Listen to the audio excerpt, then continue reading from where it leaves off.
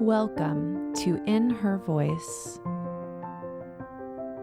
My name is Kelly Covert, and I am passionate about helping women live authentically by listening to their inner voice. Get ready to be inspired by women of all walks of life that have set aside their should-bes and not good enoughs and are standing in their true voice, the voice of wisdom that each and every one of us has inside.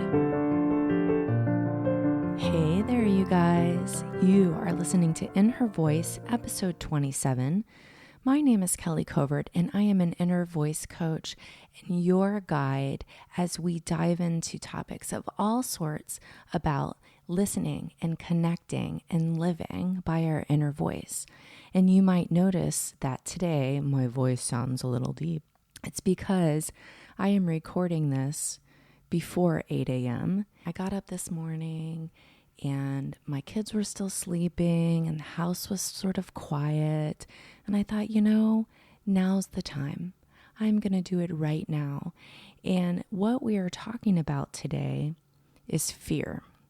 So the past couple of interviews that we've done on creativity with Andrea Klunder and on grief with Shirley Mellis have really made me think a lot about what it means to be brave, what it means to have courage, what it means to take risks. Andrea talked about taking risks when it comes to being creative. Shirley talked about taking risks when it comes to loving and allowing yourself to feel the feelings that you're feeling. And whenever we're doing anything new, anything that takes us out of our comfort zone, we are going to feel fear. And, there's so many fears that I have in my life. I fear failing. Like, that's a big one for me as a recovering perfectionist. Like, I'm scared I'm going to screw up my kids. I'm scared of annoying people. I'm scared of not knowing the answers, of not reaching my potential. That's a huge one for me. That's a huge fear. I fear not being seen. So I'm a public person and I'm putting myself out there, and that's a fear of mine. And this is me just being really raw and honest with you guys, because I know I am not the only one who gets scared. I know I'm not the only one who has fear. In fact, I would be worried if you didn't have fear, because fear always will come up when we're stepping outside of our comfort zone, when we're growing, when we're requiring hard things of ourselves, when we're requiring ourselves to do something we've never done before. You may think, well, I don't really feel scared about things, but fear comes in lots of different forms. So there's straight up fear. And I do think that there are times when we should absolutely listen to that fear. For example, you're walking to your car in a dark parking lot at night and you feel a sense of fear. I think that that's our intuition. That's our inner voice saying, be watchful, be aware. And I think that's a good fear. In fact, I think all fear is good. But I think that's the kind of fear that we really need to pay attention to and listen to and heed, if you will. But there are other forms of fear as well. That kind of fear looks like excuses. So I decide that I'm going to make a new program or make a new course, and all of a sudden have all of these excuses for why I shouldn't be doing this. Well, someone else has already done it, or I don't think that it will make much money, or whatever. These are just excuses. And these excuses are my fear popping up, my fear of failure, my fear of people not liking what I'm doing, right? All of that fear comes up in the form of excuses. So it doesn't necessarily feel scary, but it's still fear. It's still fear. Another form of fear is resistance. So, for example, say you make a commitment to yourself that you are going to go to the gym 3 days a week. And the day that you're going to go to the gym comes up, and all of a sudden you have all of this resistance to going. You just don't want to do it. You just don't want to. Come on. You guys know what I'm talking about, right? You know that feeling. That is resistance. And I think that that is a form of fear, because really what's happening when we're trying to grow, when we're trying to step out of our comfort zone to do something new for our lives, our subconscious says, nope, thanks, I'm fine right here. Thanks, but no thanks. I'll just stay right here. And the interesting thing is oftentimes we don't want to stay there. Our subconscious wants to stay there because it knows the effort that is required to leave that quote unquote comfort zone. But if you've ever been in a place where you're so sick and tired of where you are right now, you know that there is no such thing as a comfort zone. That is not comfortable. Feeling dissatisfied is not comfortable. Feeling tired of where you are right now is not comfortable. So even though we say it's about leaving your comfort zone, I really want you guys to be clear on, are you comfortable where you are? Does this feel good? Because to me, comfortable feels good. And if I'm dissatisfied, that to me is not comfortable. Be really clear and understand that resistance that you're feeling when it's time to do something new, it's just your subconscious saying, nope, that's too hard. That's going to take too much effort. This feels much better. And remind yourself that feeling stuck is not where you want to be.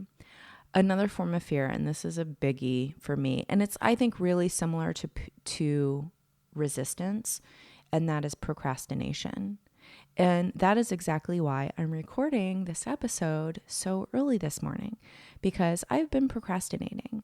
Why, you ask? Sometimes, honestly, you guys, I don't even know. Like, what is it that I'm scared of? I have no idea.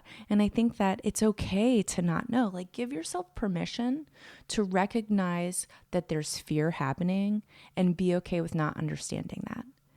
Because I think that gives us power to then really push past that and do what we need to do.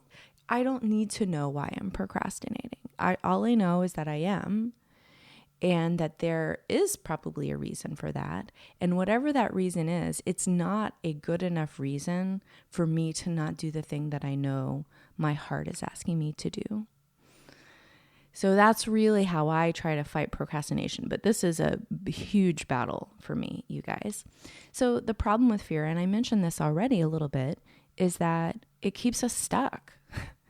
When we decide to do something new, when we bump up against fear, excuses, resistance, procrastination, all of those things, we have two choices. We can say, oh, okay, yeah, I'll go back to bed. I won't go to the gym this morning. I won't put my podcast out. I won't take the big step at work that I've been wanting to take, that my heart has been telling me to take.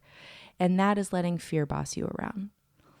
That is turning the other way from your desire, from your dream, from your goal, and saying, oh, that's just going to be too hard. No thanks. I'll just go back here. Fear told me I shouldn't do that, so I'm going to listen. So it keeps us stuck. The other choice, of course, is to push past fear. Is to say, fear, I see you. I hear you. Thank you for protecting me today, but I don't need you to protect me in this area.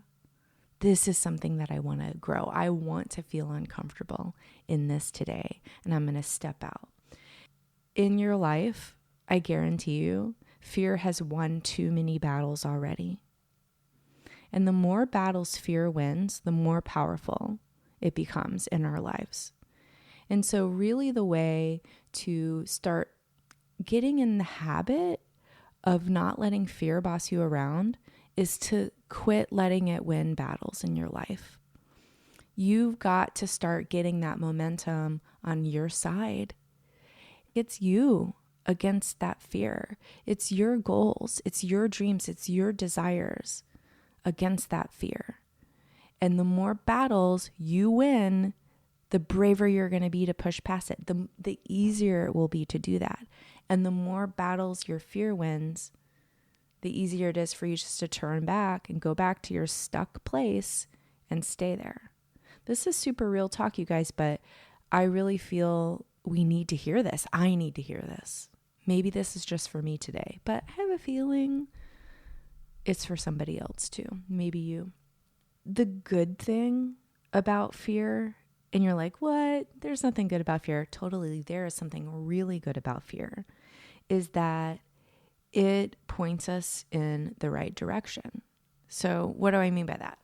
When fear pops up, I like to think of it as like I'm on a highway and all of a sudden I see like one of those signs that says where I'm going, and there's an option to get off the highway and go back to where I was before. And so fear pops up as that sign. And when we see it, it's like a guidepost pointing us, saying to us, you are doing hard things. You are growing. You are evolving. You are going towards your dreams and your goals and your desires. And so when I see that sign, I know then that that's my choice, but also I can recognize that fear as showing me that I'm going in the right direction. It can really be a form of affirmation if we allow it to be. I hope that makes sense. But, just knowing that if we're not feeling fear, if we're not in that place of excuses, resistance, procrastination, right, then we're probably not growing. We're probably not evolving upwards. We're probably not expecting great things of ourselves. And so really kind of welcoming that feeling of fear and then saying, thanks, but no thanks, my friend. I know you're trying to protect me. I don't need that today. And also acknowledging fear when it does protect us, right? I have a fear of like falling off a high place. I don't know why, when I go hiking, if there's a rock, some people will go out and like hang their feet off the edge of the rock. I am not that person. My fear says to me, Kelly, sometimes you are a little bit clumsy. I think you should just hang back from the edge of that cliff a little bit. And I'm totally fine with that. And that's when I feel that my fear is truly keeping me safe. So being able to distinguish between when our fear is keeping us stuck and when our fear is keeping us safe is really powerful practice, and really digging into our fears and understanding where they're coming from will help us in that. How do you start to make fear your friend? How do you start to welcome those signs? First of all, talk to it, acknowledge it. Let it know it's doing a good job, maybe a little bit too good of a job, and also let it know who's boss. Fear is not the boss of you. Fear is not the boss of you. You are the boss. You let it know that. All right? That's a little bit of empowered talking there. I want everyone to repeat after me. Fear is not the boss of me. Boom. One of the most important ways to really push past fear, to really, like I say, come into this place of befriending fear, is to have a deeper connection to your inner voice than you do to your fear voice. Okay, they're two different voices. What is louder in your life? Which voice do you connect with more? Which voice do you listen to more? That inner voice is always going to point you in the right direction, you guys. And the fear voice is always going to point you right back to where you are. So if you're ready to do something new, if you're ready to take big steps, if you're ready to create goals and nail them and go after them and be the you of inspired potential that you know you have, listen to your inner voice. It's easy and hard, and I recognize that, but it is so worth it. It is so worth it. So that's where I will leave you today. If you really loved this conversation on fear, please share it with a friend. All you have to do is hit share in your podcast app, whatever you listen to, or you can text your friend the link, kellycovert.com/27.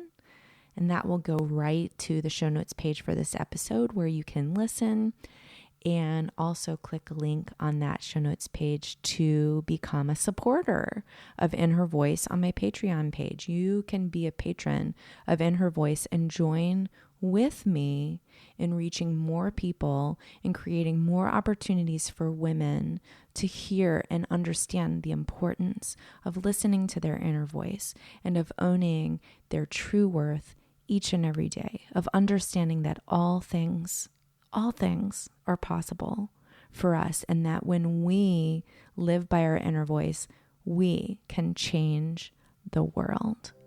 Have a great week, you guys.